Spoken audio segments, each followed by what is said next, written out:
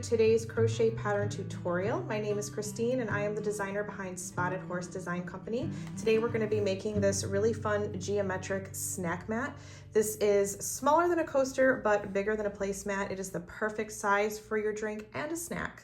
So probably my favorite thing about this pattern is the fact that there are 0 ends to weave in. So even though you are going to be using 2 colors at once, you're going to fasten off at the end of every row, and you are going to start every row with fresh yarn. And then once you've completed your whole snack mat, you're just going to knot the ends like you see here and turn it into fringe.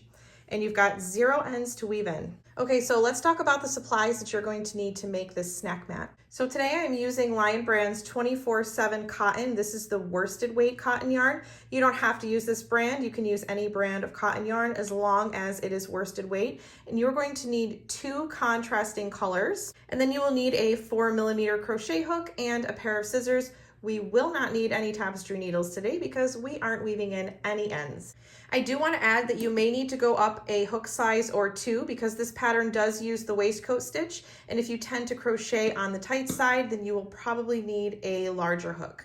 All right, let's get started. So I'm going to start with the lighter color first. This is the color Ecru, and for my contrasting color today, I am using Cafe, but you are free to choose any colors that suit your fancy. So I'm not going to make the entire snack mat on camera here, but I am going to go through each and every step, all the techniques, all the things that you're going to need to know to make this from start to finish. So you will see me record snippets of myself throughout the entire process, showing you how to do all of the things. So first, you're going to grab your lighter color or whatever color you've chosen to be your color A.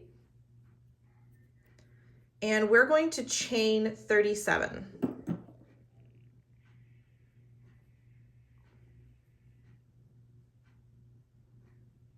So I've got my chain of 37 stitches now. This very first row, I'm just going to be working with this color, so I don't need to add in my second color yet. But on the second row, we are going to add this in, and I'm going to show you how to do that. So for this first row, we're just going to work regular single crochet stitches into our chain. So you do want to make sure that you are working your single crochet stitches in this row nice and loose, because in the second row and in every row for the rest of the project, you are going to be working the waistcoat stitch, and it can quickly become very frustrating if your stitches are not loose. So do make sure that you're working this first row of single crochet stitches nice and loose. Again, if you have to go up a hook size or 2, if you have tight tension, then definitely do that. So I'm going to work 1 single crochet in the second chain from the hook, and I'm going to work 1 single crochet in every chain all the way across. So I'm making my last couple of stitches in this chain here, and I'm going to show you a couple of very important steps that you're going to need to know for this pattern. So the first thing is, remember in the beginning I mentioned that you're going to fasten off at the end of every row. That's exactly what you're going to do here. So I'm just going to go ahead and cut my yarn. And we're just going to fasten this off. All right, we're just gonna leave those tails alone for right now. So as you can see on this finished snack mat here, I worked every row from the right side only. And the way that we do that is by fastening off at the end of every row and then starting with new yarn at the beginning of the next row. So I'm gonna pop a photo of the color block instructions on the screen here really quick. Those are the instructions that I'm gonna be using for this particular video tutorial. If you've never followed color block instructions before, the way that you read these is you are simply going to make the number of stitches in the color that is shown in the block. So as you can see in row 2, because that's what row we're on now, we just completed our first row with the Ecru. So as you can see on row 2, the first set of blocks says we need to make 6 stitches with our contrasting color. In my case, it is going to be this Cafe yarn here. So I'm just going to switch my yarn around here. I'm going to pop that photo up again for you really quick because we're going to look ahead at the whole row, and it shows that we're going to make 6 stitches in each color all the way across. So this is a super simple row. Now to start this row, I'm gonna make sure that I have a nice long tail here that I'm starting with, because in the end, I am gonna knot this and turn this into fringe. So I wanna make sure that I have enough to work with. So since we are gonna be working with 2 colors from here on out, I'm going to lay this across the row like this. And again, I'm gonna make sure that the end of this yarn is coming off the end of this by 3 or 4 inches, again, because I have to make fringe out of this at the end. So I wanna make sure that there is enough, okay? I'm gonna try to pick this up so you can see what I'm doing. So I laid this across the stitch, okay? I'm going to insert my hook. To make a waistcoat stitch, maybe I should explain that first. To make a waistcoat stitch, if you've never done the waistcoat stitch before, you're going to see this V here. So normally we would work under these 2 loops here, but we're not gonna do that. We're going to work into the V, of the stitch here. Okay, I don't know if you can see that. This V here, this is where you're going to be working your stitches into the center of these single crochets all the way across, okay? Right in the center of that V. So again, I'm gonna take my yarn here, make sure I have enough for fringe at the end. I'm going to lay it over the top because I'm gonna work over this yarn. Insert my hook into the center of that stitch. Pop on the color that I'm going to use right now, which is the Cafe. I'm just going to pull this through. Whoops. We're going to pull this through to attach it. And I'm just going to yarn over and pull through. Now my Cafe yarn is attached. Now I'm going to work a waistcoat stitch into this same stitch. This attaching the yarn does not count as a stitch. So I'm going to make my first waistcoat stitch.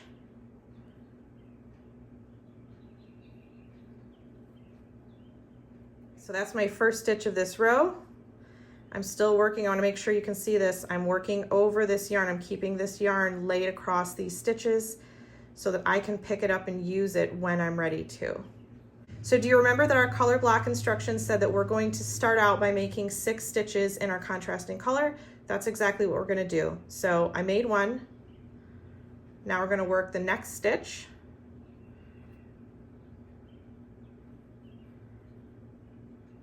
That's 2.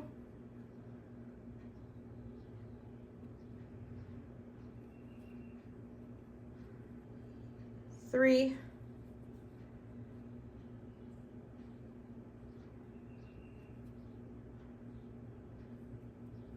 4,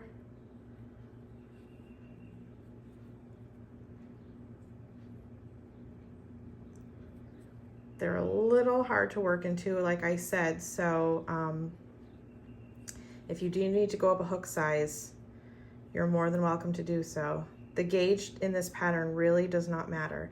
Okay, so I've done 5 stitches. I'm about to complete my 6th stitch in this color before I switch to my Ecru. So I'm going to show you how I do that. So I'm going to start the stitch just like I normally would.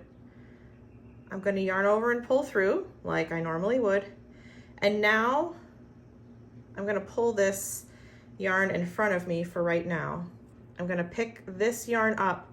I'm not going to yarn over. When we change colors, we're literally just going to pull the yarn through as it is. And I'm just going to finish the stitch with this color, okay? Now I'm gonna take this, remember I pulled that in front of me, take this and I'm gonna lay this across the stitches now. And now I'm going to make 6 stitches, again, according to our color block instructions, I'm gonna make 6 stitches in this color. And again, remembering that we're gonna lay this Cafe yarn over here. I'm gonna work over the Cafe yarn.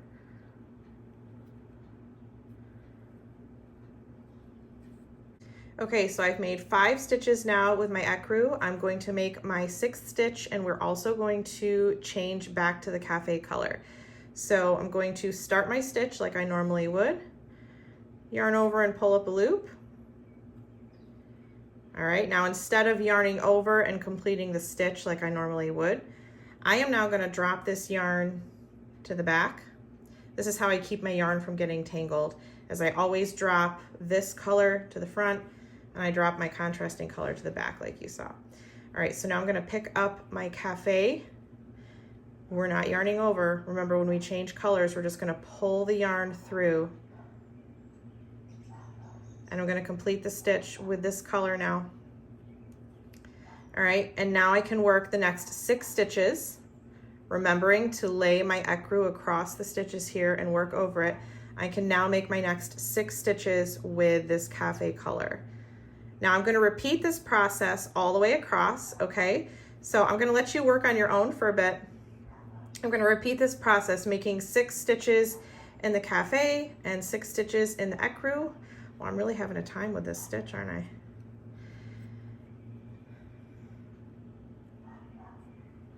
This first row, working into this first row is always the most difficult. And then every row after this is like so much easier. So anyways, I'm gonna continue with this row, making 6 in my contrasting color, 6 in the white, 6 again in the contrasting color all the way across. And then I will meet you back here at the end of this row.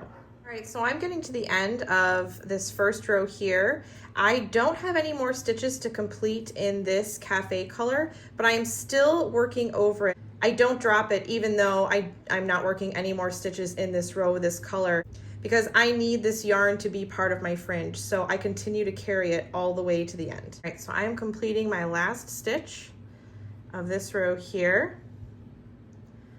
All right, and just like with the first row, I'm gonna go ahead and fasten off here, except I have two different colors of yarn to fasten off. I'm just gonna cut these both here. Okay.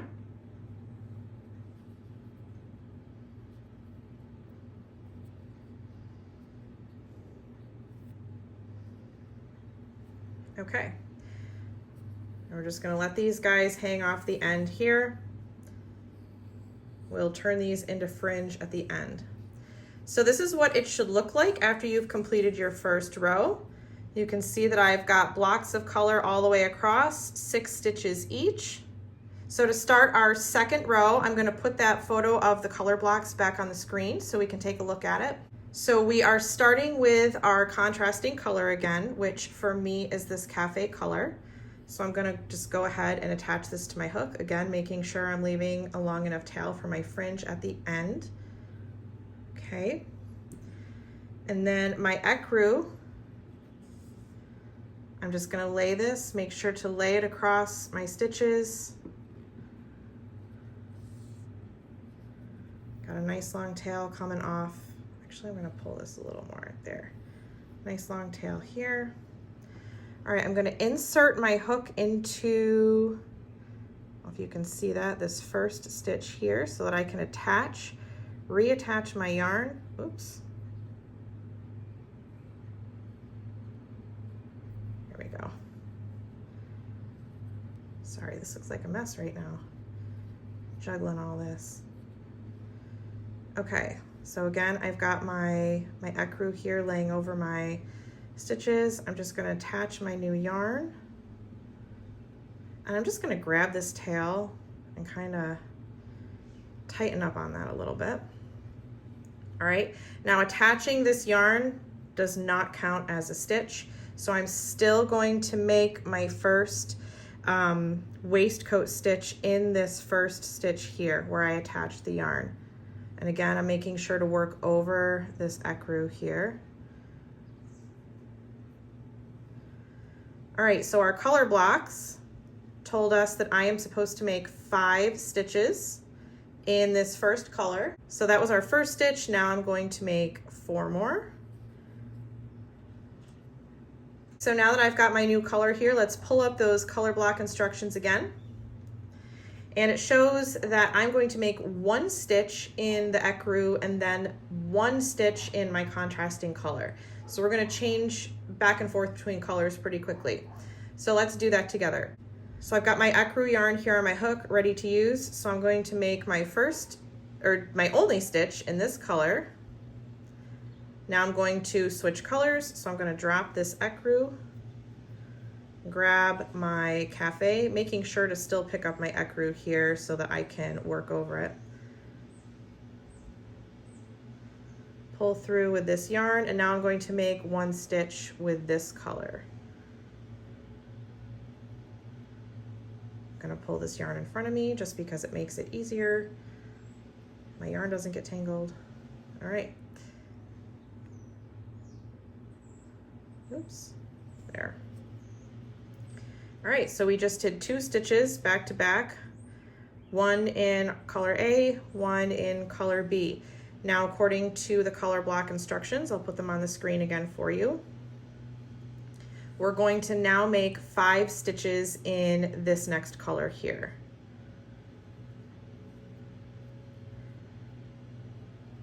All right, so I'm actually going to leave you on your own to complete the rest of this snack mat. You're gonna do exactly what I've shown you how to do as far as changing the colors. When you get to the end of the row, you're going to fasten off like I've shown you, and you're gonna start with brand new yarn, just like I showed you at the start of each row. Use those color block instructions to guide you on which colors you're supposed to be using throughout the rest of this pattern. And once you've got your snack mat all complete, I will be back here to show you how we're going to create this fringe on the end, and also how to steam this so it lays nice and flat. Because you will notice at the end it's gonna kind of curl a little bit, and it's gonna be leaning one way a bit, but we're gonna use some steam to flatten it all out. So go ahead and pause this video, finish your snack mat, and come back and we will finish this up together. And welcome back to our video tutorial. So your snack mat should look something like this, with all these crazy ends here coming off both sides. And I'm sure you've already noticed that your snack mat kind of curls here on the edges, and it also looks kind of diagonal like this. Don't worry about any of that. We are gonna hit this with some steam. I'm gonna show you how to do that, and we're gonna straighten this all out. But right now we are going to take care of these ends. I'm gonna show you how we're gonna turn these into fringe. Now you can take 2, 3, or 4. I chose to do 4 pieces. It really doesn't matter. Then you're just gonna take your ends, however many you chose to do. Again, I chose to do 4 each, and you're just going to tie them in a knot.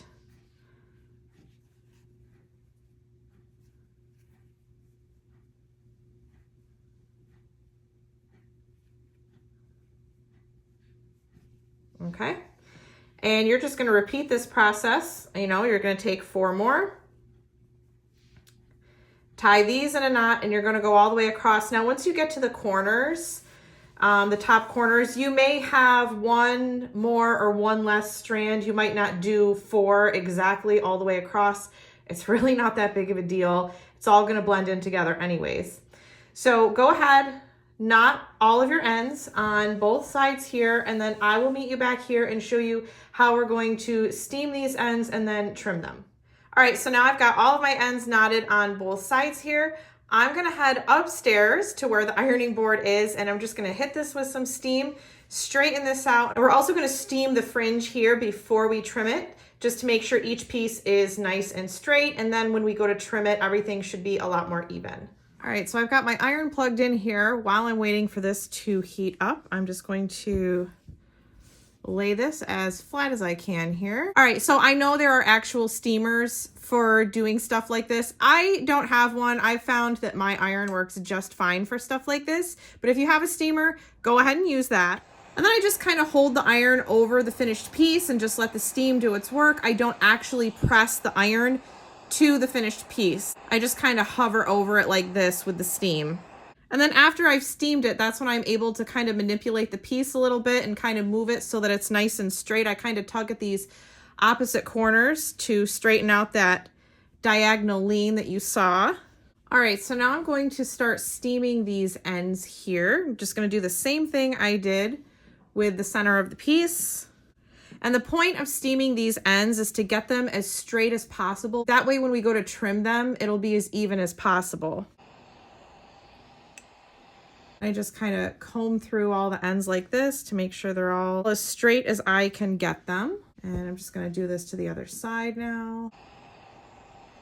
All right, now that the whole thing is steamed, including the fringe, I'm gonna head back downstairs now and we're going to trim this fringe and finish it up. All right, so let's trim this fringe now. Ideally, you want to use a rotary cutter. If you have a rotary cutter, it's definitely going to make this a lot easier. I'm at my fiance's house right now and I did not pack my rotary cutter, so we're just gonna use plain old pair of scissors. Luckily, this is not a very long piece to cut, so it's very easy to be able to cut straight across. I'm just gonna make sure that everything is just nice and straight. That way when I cut, it's all getting cut as evenly as possible. And we're just gonna repeat with the other side. All right, and your snack mat is officially finished and you can now use it. And now I can enjoy some iced tea and a banana nut muffin fresh from the oven. All right, my friends, so that concludes this crochet pattern tutorial. I hope you found this video helpful and that you had a fun time making this fun snack mat. If you enjoyed this pattern or if you have questions of any kind, please leave them in the comments below. I will see you all in the next video.